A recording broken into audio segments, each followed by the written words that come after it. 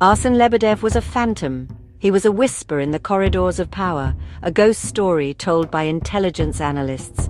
They called him the Invisible Shot, a name earned through years of silent, deadly precision.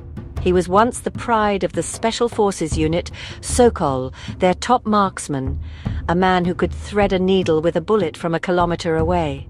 His skill was not just learned, it was an innate part of him, an extension of his will. He moved with the quiet confidence of a predator, his eyes missing nothing, his hands steady as stone. In the field, he was more than a soldier. He was an artist of the unseen kill, a master of patience and planning. But that life was gone now. The structure of Sokol, the camaraderie, the chain of command, it all dissolved into ash and memory. A car bomb planted by extremists in a bustling city market had ripped his world apart. His wife, his daughter, gone in an instant of fire and twisted metal. The attack had not been aimed at him, but it had found him all the same, carving out his soul and leaving a hollow, cold void. Grief became his fuel, vengeance became his mission. He left Sokol, officially disappearing from all records, but he never stopped fighting. He became a self-appointed hunter, a solitary ghost waging a private war against the shadows. He worked alone now, untethered from any government, answering to no one but the ghosts of his past. His network was a web of old contacts, informants and whispers, gathered from the dark corners of the internet. He traded in information, his price always the same, another name, another target. He moved through the world like a wraith, using his old skills to hunt down the leaders of extremist cells, the men who orchestrated the kind of chaos that had destroyed his family. He wasn't seeking justice anymore. Justice was a word for courts and politicians. Arsène sought retribution, one bullet at a time. His existence was Spartan, defined by the singular focus of his hunt.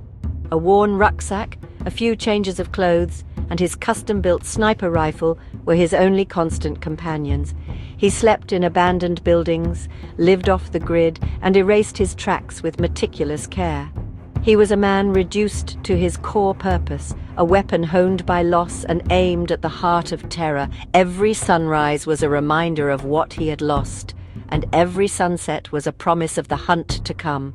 The world saw the aftermath of his work, a high-value target eliminated, a plot foiled, but the man behind the trigger remained unseen, unknown, a true ghost in the machine of modern warfare.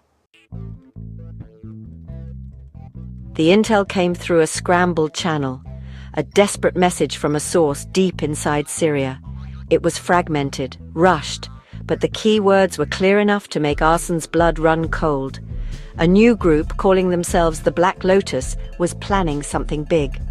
They were well-funded, ideologically driven, and ruthlessly efficient.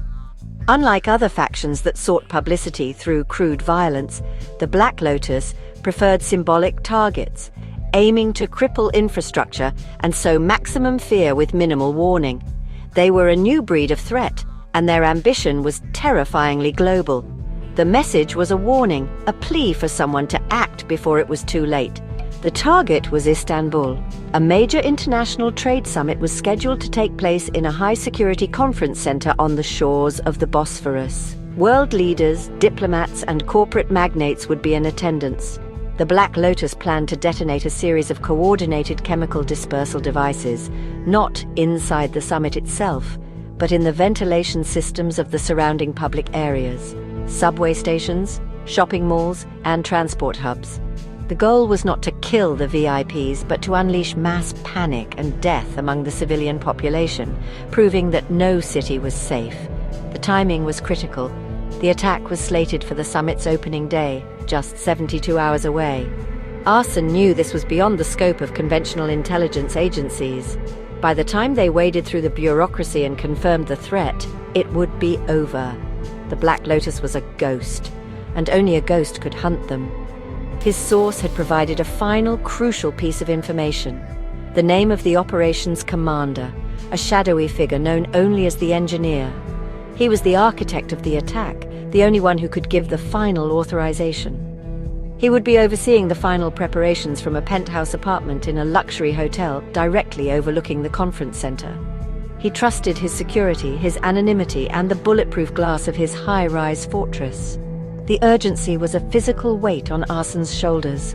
Thousands of innocent lives hung in the balance. Families just like his were walking the streets of Istanbul, completely unaware of the poison being prepared for them. This wasn't just another mission, it was a race against time, a direct confrontation with the same brand of blind hatred that had shattered his own life. He had to get to Istanbul, find the engineer and neutralize him before he could give the order. There would be no backup, no extraction team, and no room for error. The fate of the city rested on his ability to make one impossible shot. Arsen slipped into Istanbul like a phantom, using a forged passport and the well-worn routes of smugglers. He arrived with nothing but a small, unassuming travel bag. Inside, broken down into innocuous pieces, was his weapon, a custom-chambered Orsis T-5000, fitted with a revolutionary thermal fusion scope. It was a rifle built for one purpose, to reach out and touch targets that believed themselves untouchable.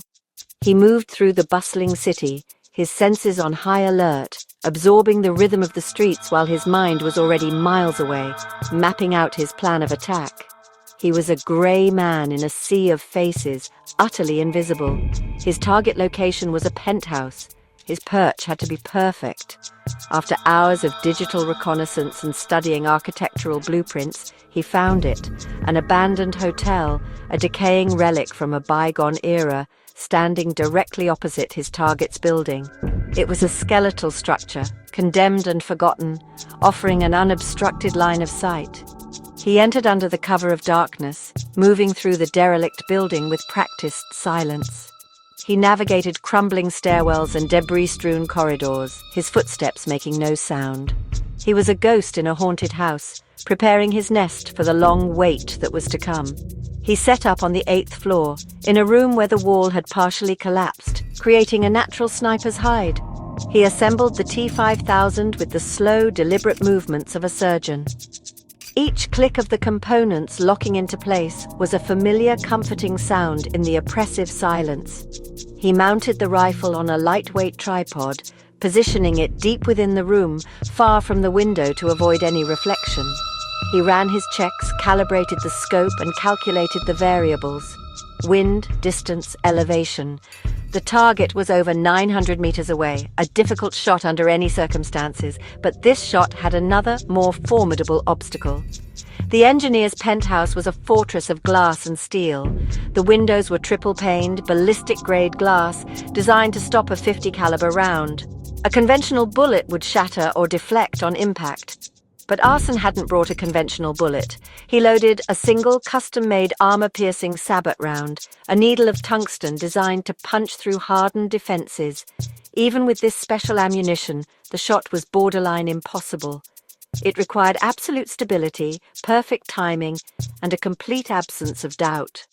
As he settled into his position, the sky opened up and a cold, relentless rain began to fall, turning the city into a blur of neon and water.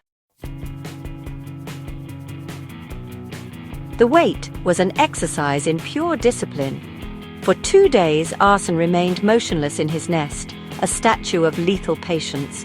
The rain was a constant companion, drumming against the broken roof and streaking down the filthy glass. He watched the penthouse through his powerful scope, his world shrinking to that single pane of glass across the chasm of the city. He saw figures moving inside, shadows behind the impregnable barrier. He saw civilians, hotel staff, couriers, unsuspecting guests, coming and going. This was the moral razor's edge he always walked. He could not risk collateral damage. The engineer had to be isolated, the shot clean.